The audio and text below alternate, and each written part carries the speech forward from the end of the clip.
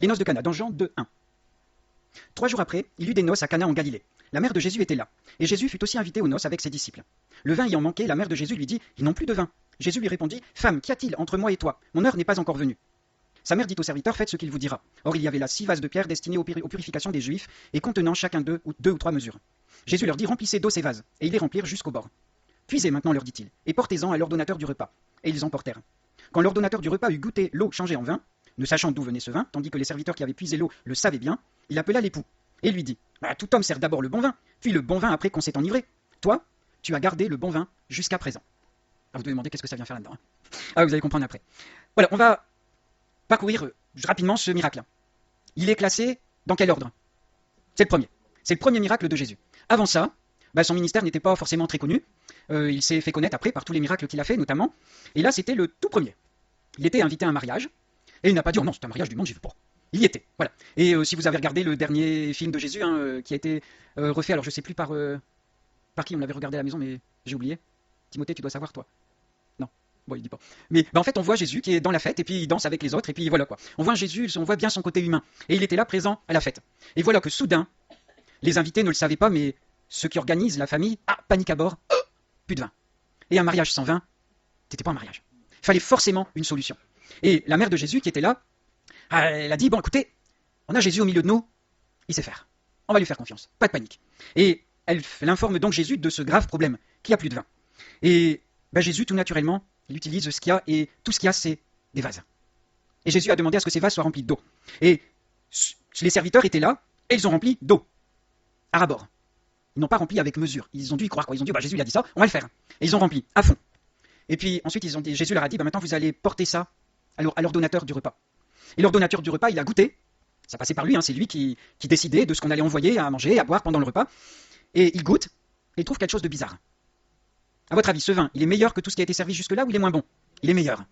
Et ça, c'est pas normal. Parce que d'habitude, dans tous les mariages, on commence par le bon vin. Parce que tout le monde va pouvoir l'apprécier et le goûter. Et après, une fois que tout le monde est un peu ivre, aujourd'hui on dirait un peu bourré, on sert la piquette, quoi. Le vin qui est moins bon. Parce que personne ne va s'en rendre compte, quoi. C'est pas grave. C'est ce que ça veut dire, on est d'accord. Mais là, le vin que Jésus a créé, il est meilleur que celui que le marié avait prévu. Il est bien meilleur. Quand j'ai lu ça, j'avais déjà lu plein de fois, je me suis dit, mais tout de même, Jésus, il a multiplié du vin pour des gens qui n'en avaient pas forcément besoin. L'ordonnateur lui-même le dit, d'habitude on sert le bon avant que tout le monde ne soit enivré. Ça sous-entend que là, il y en a qui devaient être ivres. Et Jésus, il a multiplié le vin. Je peux vous assurer humblement que si j'avais été à la place de Jésus, moi, je n'aurais pas donné du vin comme ça à des gens qui, à mes yeux, étaient ivres. Alors, ils n'étaient peut-être pas tous ivres, mais il devait bien y en avoir qui étaient ivres. Je ne sais pas ce que vous en pensez. Oui, il a créé du bon vin. Voilà. Et j'ai continué ma lecture. Et puis, nous, on va la continuer ensemble. Verset 12. Après cela, il, c'est-à-dire Jésus, il descendit à Capernaum avec sa mère, ses frères et ses disciples. Et ils n'y demeurèrent que peu de jours. La Pâque des Juifs était proche, et Jésus monta à Jérusalem. Il trouva dans le temple les vendeurs de bœufs, de brebis et de pigeons, et les changeurs assis. Ayant fait un fouet avec des cordes, il les chassa tous du temple, ainsi que les brebis et les bœufs. Il dispersa la monnaie des changeurs, et renversa les tables. Et il dit aux vendeurs de pigeons, « ôtez cela d'ici, ne faites pas de la maison de mon père une maison de trafic. » Quand on lit ce texte, on a l'impression quand même de voir que d'un côté, Jésus il donne du vin à des gens qui sont, certains sont déjà ivres, et puis là, dans le temple, il arrive, et il y a des gens qui sont là, et qui vendent des animaux, des pigeons, des bœufs. Et pourquoi les vendent-ils? Est-ce que c'est le marché qui est fait dans le temple? Pourquoi ils en vendent? C'est pour les sacrifices.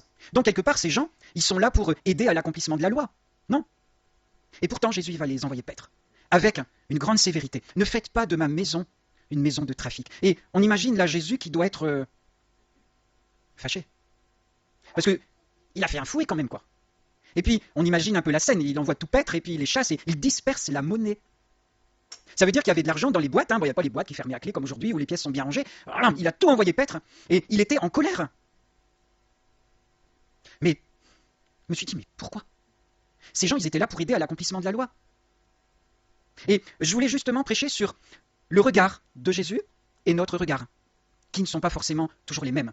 On doit bien reconnaître humblement que quelquefois le Seigneur nous envoie sur un chemin que ce n'était pas celui où nous on serait allés. Parce que lui, il voit les choses autrement que nous. Et je pensais vraiment faire un partage là-dessus ce matin. Mais je tournais en rond, comme je vous l'ai dit tout à l'heure. Et il a fallu vraiment que je dirige mes pensées sur le fait que on voit là une sévérité de la part de Jésus, qui semble plus grande que dans le contexte du mariage. Et pourquoi? Parce que le jugement commence par la maison de Dieu. Dieu, dans sa maison, il y a de la joie, il y a de l'amour, mais quelque part, j'aurais envie de dire, ça rigole pas, quoi. Avec le péché, ça ne rigole pas. Il n'y a pas de place pour le péché, pour le trafic, dans la maison de Dieu. Dans le monde, c'est le monde. Aux noces de Cana, quelque part, c'était le monde. Et Jésus a bien dit qu'il n'était pas venu pour juger le monde, il est venu pour sauver le monde. Mais dans la maison de Dieu, c'est un sanctuaire. Et un sanctuaire, ça se doit d'être saint. Et dans la maison de Dieu, il faut que ce soit saint. Et on va justement maintenant aborder différents passages qui mettent bien en évidence que dans la maison de Dieu, ça doit être pur. On va lire rapidement dans Ézéchiel 9, alors j'ai pas tout mis, mais je vous invite à le lire chez vous. J'ai pris juste un verset qui est marquant, mais c'est horrible. D'ailleurs même Ézéchiel, il trouvait ça horrible et il l'exprime.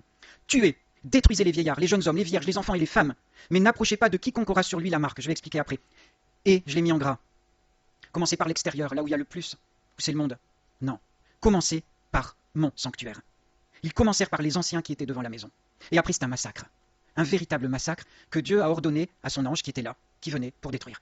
Pourquoi venait-il détruire? C'était pas parce que tout allait bien et que tout le monde marchait selon la volonté de Dieu. C'était au contraire, parce que tout était à l'envers. Il marchait sur la tête. Et c'était insupportable pour Dieu. Et il a ordonné la destruction. Et vous savez, cette marque, on ne va pas tout lire parce que c'était trop long à le lire. Mais dans le peuple de Dieu, il y en a qui pleuraient, qui gémissaient, qui étaient tristes, qui étaient affligés à cause des péchés du peuple. Et Dieu a ordonné qu'il y ait une marque sur eux, pour qu'ils ne soient pas touchés par la destruction. Un peu comme la marque, le sang sur les linteaux du peuple d'Israël, pour le protéger de l'ange de la destruction. Mais dans le peuple, qui était officiellement le peuple d'Israël, le peuple de Dieu, il y en avait des vrais, et il y en avait des faux. Et Dieu a détruit les faux. Et avant, il a protégé, il a pris le temps d'ordonner qu'il y ait une marque sur les vrais enfants de Dieu, les vrais adorateurs qui, eux, étaient affligés des péchés du peuple. Et Dieu, il a ordonné à ce moment-là à son ange, commencez par mon sanctuaire. Et c'est ce que Jésus a fait quand il est venu. Il a fait du ménage dans son temple. Aux noces de Cana, c'était le monde. Mais dans sa maison, il n'était pas question qu'il y ait des péchés. Il n'était pas question qu'il y ait du trafic. Et ceux qui souffraient véritablement des péchés du peuple, ils ont été épargnés. Et pour les autres, ils sont tombés sous le jugement divin. On va continuer à lire dans 1 Pierre 4, versets 12 à 17,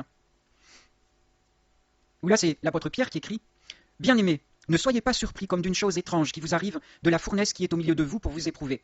Réjouissez-vous au contraire de la part que vous avez aux souffrances de Christ, afin que vous soyez aussi dans la joie et dans l'allégresse lorsque sa gloire paraîtra. Si vous êtes outragés pour le nom de Christ, vous êtes heureux, parce que l'Esprit de gloire, l'Esprit de Dieu repose sur vous.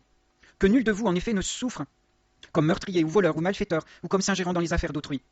Mais si quelqu'un souffre comme chrétien, qu'il n'en ait point honte, et que plutôt il glorifie Dieu à cause de ce nom. Car c'est le moment où le jugement va commencer par la maison de Dieu. Or si c'est par nous qu'il commence, quelle sera la fin de ceux qui n'obéissent pas à l'évangile de Dieu? Là aussi on retrouve la même idée. Le jugement va commencer par la maison de Dieu. Et on peut se dire, bah oui mais le jugement en fait, il tombe sur les bien-aimés qui sont dans une fournaise, on aurait envie de penser que c'est eux qui sont jugés. Vous trouvez pas? Parce que ils sont persécutés, ils passent par des moments très difficiles. Mais en fait le jugement de la maison de Dieu, c'est quoi? Ah oui, c'est pour épurer. Alors, pour épurer ceux qui marchent, mais aussi pour épurer la maison de Dieu de ceux qui ne marchent pas. Croyez-vous que quand la persécution vient, les faux, ceux qui louaient le Seigneur comme ça, légèrement, alors qu'à l'intérieur, ils n'appartenaient pas au Seigneur, croyez-vous qu'ils vont accepter la persécution pour eux? Franchement, ben non, ils vont lâcher. Moi, si je ne croyais pas fermement en mon Dieu, si je n'étais pas sûr que c'est lui qui m'a sauvé, qu'il est le sauveur de ma vie, que c'est lui qui a donné du sens à ma vie, vous croyez que je serais prêt à souffrir pour lui? Mais on n'est pas malade, hein? On n'est pas fou. Pour accepter de souffrir pour Christ, il faut vraiment lui appartenir. Si on n'est pas de ses enfants, on va s'enfuir, on va le renier. Et c'est en ce sens que le jugement commence par la maison de Dieu. Ceux qui ne lui appartiennent pas, quand les temps difficiles viendront, ils vont lâcher. Et ces temps, si vous regardez tout ce qui arrive et qui nous entoure, vous devez penser comme moi que ça arrive, ça vient. On le voit, les phénomènes terribles dans les cieux, les phénomènes terribles sur la terre. Le verset que je cite souvent en ce moment, que les hommes ne sauront que faire au bruit de la mer et des flots. Qu'est-ce qu'on est en train de vivre? Les hommes sont désemparés. Et on n'a pas à les juger. C'est normal, c'est terrible ce qui est en train d'arriver. Mais sachez que Jésus il a dit, quand vous verrez toutes ces choses arriver, sachez que votre délivrance approche. Mais il est aussi question qu'on mettra la main sur nous, qu'on sera traîné devant les tribunaux, qu'on sera persécuté à cause du nom de Jésus-Christ. Et croyez-vous que ceux qui n'appartiennent pas à Jésus et qui sont noyés dans le peuple de Dieu, il y en a peut-être parmi vous, j'espère vraiment qu'il n'y en a pas, mais croyez-vous que ceux-là, ils vont accepter d'être persécutés? Bien sûr que non. Bien sûr que non. Pour accepter la persécution pour Jésus, il faut vraiment lui appartenir, parce qu'il n'y a rien de marrant là-dedans. Seul le vrai peuple de Dieu sera persécuté. Les autres, ils ne resteront pas. Vous êtes d'accord? Et c'est en ce sens que le jugement commence par le sanctuaire. Ceux qui sont du monde, ils pêchent. Quelque part, on a envie de dire que c'est normal. Mais y a-t-il de la place pour le péché au sein du peuple de Dieu? Et comme Manu l'a dit tout à l'heure, s'il y en a, c'est parce qu'on le laisse entrer. Parce que le malin ne peut pas toucher les enfants de Dieu. Et s'il a le moyen de le faire, c'est parce qu'on lui ouvre une porte. Alors il peut y avoir des portes volontaires, il peut y avoir des portes involontaires aussi. Mais Dieu nous fait grandir, Dieu nous fait cheminer. Et je sais que dans ma vie, il y a eu des portes dans lesquelles le malin il est entré. Et je bénis le Seigneur pour tous les miracles qu'il a fait en moi, dans ma famille, dans mon couple, dans notre maison. Et il y a des portes que le malin franchissait avant qu'il ne peut plus franchir aujourd'hui. Parce que si on croit vraiment en Dieu, si on veut vraiment avancer avec lui, il ne nous laisse pas dans l'incertitude. Il ne nous laisse pas dans la méconnaissance j'aurais envie de dire de sa loi, même si ce n'est pas sa loi, mais de la connaissance de lui-même. Parce qu'il a fait habiter en nous son Saint-Esprit. Et son Saint-Esprit, il nous conduit dans toute la vérité. Et il ne peut pas subsister des zones d'ombre dans notre cœur si on le soumet à Christ. Et si on ne le fait pas, si on entend, on a bien conscience des pas qu'il faut faire, et si on ne le fait pas, c'est un péché. Et il ne faut pas qu'on continue sur un chemin pareil. On va continuer. Dans 1 Corinthiens 11, 27 à 32. Où là, il est question aussi du jugement, quelque part dans la maison de Dieu. Et c'est l'apôtre Paul qui l'écrit aux Corinthiens, dans 1 Corinthiens 11, 27. C'est pourquoi celui qui mangera le pain ou boira la coupe du Seigneur indignement sera coupable envers le corps et le sang du Seigneur. Et écoutez bien, on ne le lit pas à chaque fois qu'on fait la Sainte Seine. Mais ce matin, on va prendre le temps de se pencher sur la question, et il faut que ça se grave en nous, que ça se dépose vraiment sur notre cœur, parce que c'est important. Que chacun donc s'éprouve soi-même, et qu'ainsi il mange du pain et boive de la coupe. Car celui qui mange et boit sans discerner le corps du Seigneur, mange et boit un jugement contre lui-même. C'est pour cela qu'il y a parmi vous beaucoup d'infirmes et de malades, et qu'un grand nombre sont morts. Si nous nous jugions nous-mêmes, nous ne serions pas jugés. Mais quand nous sommes jugés, nous sommes châtiés par le Seigneur, afin que nous ne soyons pas condamnés avec le monde. Alors je ne suis pas en train de dire que les malades, ou ceux qui sont morts dans notre Église, le sont à cause du fait qu'ils ont pris la Sainte Seine indignement. C'est l'apôtre Paul qui le dit aux Corinthiens. Peut-être que ça peut s'appliquer chez nous aussi, à certains. Mais je ne suis pas en train d'affirmer cela, ne me faites pas dire ce que je n'ai pas dit. Mais en tout cas, ce qui est important, c'est qu'on doit se juger soi-même. Si on ne veut pas tomber sous le jugement de Dieu, nous devons nous juger nous-mêmes. Et est-ce qu'on est incapable de nous juger nous-mêmes? Je ne le crois pas. Si on est honnête devant Dieu, alors on sait ce qu'on doit mettre en règle dans notre vie. Il n'y a pas besoin que quelqu'un nous le dise. Parce que l'Esprit du Seigneur, il agit dans notre esprit. Les deux esprits interagissent l'un avec l'autre. Et si on est attentif, si on est objectif, honnête, j'aurais envie de dire, si on regarde Jésus droit dans les yeux, alors on va savoir ce qui doit être réformé dans notre vie, ce qu'on doit lui laisser, les domaines en nous dans lesquels on doit le laisser mettre sa lumière. Parce que lui, il le sait. Et il nous le révèle dans notre cœur. Et mon frère, ma soeur, c'est quelque chose d'extrêmement sérieux. Si tu résistes, si tu ne veux pas te soumettre à ce que Dieu te demande, ben c'est grave. Parce que tu es le temple du Saint-Esprit. Nous, on a tendance à dire, nous venons dans ta maison, Seigneur, comme si ici c'était la maison du Seigneur. Quelque part, ben oui, c'est un endroit où on se rassemble. Mais c'est pas ça le temple. Le temple, c'est ton corps. C'est ton corps. En chair et en os. Et ne crois pas, oh, c'est juste l'esprit qui est en moi. Ton corps, il doit être pur. Ton corps, il doit obéir à ce que Dieu te demande. Parce que tu es dans un corps fait de chair et d'os, et ne crois pas que tu peux pécher avec ton corps en disant oui mais mon esprit ne pêche pas. Non, ton corps il habite à l'intérieur, ton esprit il habite à l'intérieur d'un corps, et tout doit être soumis à Dieu. Et tant que tu vis dans ton corps, le corps doit se soumettre à Christ. Et il doit être pur. Il doit être soumis. Et là, l'apôtre Paul rappelle l'importance de la Sainte Seine. On ne peut pas participer à ce repas à la légère. Si tu ne discernes pas vraiment pour toi le corps et le sang de Christ, eh bien, il vaut mieux pas le prendre. Parce que si tu le prends indignement, tu prononces un jugement sur toi-même. C'est important, hein? Et il faut qu'on se le dise. Il faut qu'on s'examine vraiment devant le Seigneur. Est-ce que vraiment j'ai tout mis en règle ce que l'Esprit m'a montré avant de le prendre? Et vous voyez, dans l'église des Corinthiens, c'est pas moi qui le dis, c'est l'apôtre Paul, il y avait des malades, il y avait des infirmes, il y avait même eu des décès à cause du fait que certains avaient pris le repas du Seigneur indignement. Et ça, c'est l'apôtre Paul qui l'affirme, il l'avait eu en révélation. Il le savait, Dieu lui avait montré. Dans la maison du Seigneur, il y a de la joie, il y a de l'amour, il y a tout cet amour fraternel, mais il n'y a pas la place pour le péché. Si on ne veut pas que Jésus vienne mettre le bazar dans notre église, ben il ne faut pas qu'il y ait ces changeurs, cette monnaie, toutes ces choses qui ne sont pas bonnes, qui ne doivent pas régner dans la maison du Seigneur. Il ne doit régner que Christ. Les trônes, en fait, il doit y avoir un trône, celui de Christ, et rien d'autre. Dans 1 Corinthiens, toujours chapitre 5, versets 9 à 13, « Je vous ai écrit dans ma lettre, c'est toujours l'apôtre Paul qui écrit, de ne pas avoir des relations avec les impudiques, non pas d'une manière absolue avec les impudiques de ce monde, ou avec les cupides et les ravisseurs, ou avec les idolâtres, autrement, il vous faudrait sortir du monde. Maintenant, ce que je vous ai écrit, c'est de ne pas avoir des relations avec quelqu'un qui, se nommant frère, est impudique, ou cupide, ou idolâtre, ou outrageux, ou ivrogne, ou ravisseur, de ne pas même manger avec un tel homme. Qu'ai-je en effet à juger ceux du dehors? N'est-ce pas ceux du dedans que vous avez à juger? Pour ceux du dehors, Dieu les juge. Ôtez le méchant du milieu de vous. » Là, bon, la situation était grave, hein. Il y avait un frère, entre guillemets, dans l'église, qui avait la femme de son père, sa mère donc, ou sa demi, on ne sait pas, sa belle-mère, non, on ne sait pas, mais c'est sûr que c'est un comble, quoi. Mais dans l'église d'aujourd'hui, il peut y avoir d'autres choses, qui entrent tellement dans les habitudes, dans la normalité de notre monde. Hein, l'homosexualité, la transsexualité, toutes ces choses qui sont maintenant dans la loi, et qui rendent quelque part les affirmations de la Bible illégales. Elles ne sont plus, ce que la Bible affirme n'est plus en adéquation avec la loi d'aujourd'hui. C'est sûr que dans certaines églises, ces choses vont être tolérées. Et ça l'est déjà dans certaines. Ça devient normal.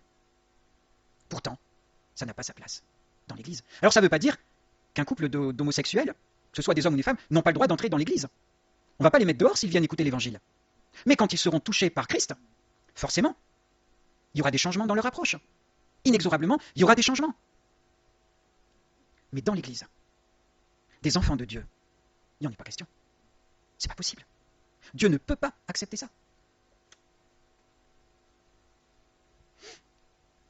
Et l'apôtre Paul précise que les gens du dehors, c'est les gens du dehors. C'est un peu comme les noces de Cana. C'est l'extérieur. Que le monde pêche, c'est normal. Mais dans l'église, ça ne peut pas être la même chose. Nous devons nous juger nous-mêmes. On pourrait parler aussi d'Ananias et Saphira. Vous y avez peut-être pensé aussi. Ils ont menti au Saint-Esprit. Pourtant, ce n'était pas obligatoire de donner tout ce qu'on avait. Il n'y a rien qui le disait. Ils pouvaient très bien vendre leur propriété et venir à l'église et dire, voilà, on donne une partie en don à l'église. Il n'y avait aucun problème. Ils ont tout simplement fait croire que ce qu'ils donnaient à l'église, c'était 100% de la vente. L'erreur, elle est là. Ils ont menti. Est-ce qu'on peut mentir au Saint-Esprit? Et là, ça a été vite réglé. Waouh, ça fait peur. Le Seigneur a voulu montrer qu'il exigeait la sainteté dans son peuple. Alors, vous pourriez me dire, bah oui, mais alors, comment on fait pour reconnaître? Comment on fait pour savoir le vrai peuple de Dieu et le faux peuple de Dieu? Est-ce qu'il y a du mélange? Mais ça, j'ai déjà parlé là-dessus. On va réouvrir quelques versets dans Matthieu 7. Gardez-vous des faux prophètes. Ils viennent à vous en vêtements de brebis, mais au-dedans, ce sont des loups ravisseurs. Vous les reconnaîtrez à leurs paroles, à leurs fruits.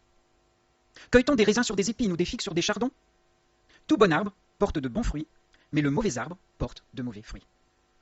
Tout arbre qui ne porte pas de bons fruits est coupé et jeté au feu. C'est donc à leurs fruits que vous les reconnaîtrez. Et écoutez bien ça. Ceux qui me disent « Seigneur, Seigneur » n'entreront pas tous dans le royaume des cieux, mais celui-là seul qui fait la volonté de mon Père qui est dans les cieux. Plusieurs me diront en ces jours-là, et là il est question de la fin des temps, « Seigneur, Seigneur, n'avons-nous pas prophétisé par ton nom? N'avons-nous pas chassé des démons par ton nom? Et n'avons-nous pas fait beaucoup de miracles par ton nom ?» Et Jésus leur dira ouvertement, « Je ne vous ai jamais connu, retirez-vous de moi, vous qui commettez l'iniquité. » C'est fort quand même. Il y en a qui vont faire des miracles. Il y en a qui vont chasser des démons. Il y en a qui se font passer pour des chrétiens et qui sont des faux chrétiens. Ça paraît incroyable, hein? Comme quoi, les miracles ne sont pas forcément un signe. C'est fou, hein? Qu'est-ce qui est un vrai signe? Ce sont les fruits. Les fruits qu'on cueille sur l'arbre. Et c'est quoi les fruits? Le changement de vie, j'aurais envie de dire, c'est ce qui transpire de la personne. Les fruits, vous savez, c'est nourri par la sève de l'arbre, et c'est ce qui coule de la personne. S'il coule, il peut couler des bonnes paroles. Hein. C'est pas dit que c'est à leurs paroles qu'on va les reconnaître, c'est à leurs fruits. Parce qu'ils peuvent avoir des paroles conformes à la Bible, à l'Évangile. Mais leur vie, à l'église, au boulot, chez eux, qu'est-ce qui coule? C'est quoi les fruits? Est-ce qu'il y a de l'amertume? Est-ce qu'il y a des fruits que ça ne ressemble pas du tout aux fruits de l'esprit? L'amour, la joie, la paix, la patience, la bonté, la bénignité, la fidélité, la douceur, la tempérance. Ça, on ne peut pas le limiter. Le monde peut essayer de le limiter, mais ça sent pas le vrai fruit. Le vrai fruit de Dieu, il est bio. Il n'y a pas de pesticides. C'est du vrai, qui a un bon goût. Hein? Et on reconnaît un arbre à son fruit. Et ça, le Saint-Esprit nous donne la clairvoyance. Si on se laisse vraiment conduire par l'Esprit du Seigneur, alors on voit les fruits qui poussent sur les arbres. Et on peut ainsi reconnaître et savoir la sève qui coule à l'intérieur de l'arbre. Si c'est le Saint-Esprit ou si ce n'est pas le Saint-Esprit. Et si on est vraiment honnête, sincère, qu'on se laisse conduire par le Seigneur, on le voit. Et si on est soi-même un mauvais arbre, on en a conscience. Et il n'est jamais trop tard pour faire demi-tour. Il n'est jamais trop tard. En conclusion, je dirais que le monde est pécheur. Mais c'est le monde qui est soumis au prince de ce monde. Le Seigneur attend de nous qu'on annonce l'évangile. Est-ce qu'il attend de nous qu'on juge les péchés du monde? Non. Parce que Jésus n'est pas venu pour juger le monde. Nous ne sommes pas là pour dénoncer et pour juger les péchés du monde. Nous sommes là pour annoncer le salut par Jésus-Christ. Le salut du monde par Jésus-Christ. Le péché n'a pas sa place au sein du peuple de Dieu. Je ne suis pas en train de dire que nous devons nous juger les uns les autres. Nous devons nous juger nous-mêmes. Avec la clarté, la lucidité, la clairvoyance que nous donne le Saint-Esprit. Nous devons écouter le Saint-Esprit qui nous parle. Au travers des enseignements, au travers des exhortations, des présentations, au travers de nos lectures quotidiennes. Parce que si nous ne nous nourrissons que à l'église, ici, le dimanche, ben, il nous manque quelque chose. Nous avons grandement besoin d'être connectés à Christ. D'être vraiment branchés à lui, comme un sarment qui va sécher s'il n'est pas vraiment accroché au cep. Si le sarment ne tire pas sa sève quotidiennement, je dirais même continuellement, comment voulez-vous qu'il vive? Il va sécher. Et il ne faut pas qu'on sèche. On doit être étroitement, en permanence connecté. Et il faut demander au Seigneur de nous donner le discernement si on ne l'a pas. Et aujourd'hui, plus que jamais, on a besoin du discernement. Notre monde est extrêmement mauvais. Et c'est écrit dans l'épître de Paul à Timothée, sache que dans les derniers jours, il y aura des temps difficiles. Et nous sommes dans ces temps difficiles. Et on a besoin du discernement de Christ. Et comment voulez-vous qu'on l'ait sans le Saint-Esprit? On a besoin. Et alors, il faut vraiment s'approcher du Seigneur pour lui demander toujours plus de son onction, pour qu'elle coule en nous, et on va porter du fruit. Son esprit en nous ne peut que nous faire porter du bon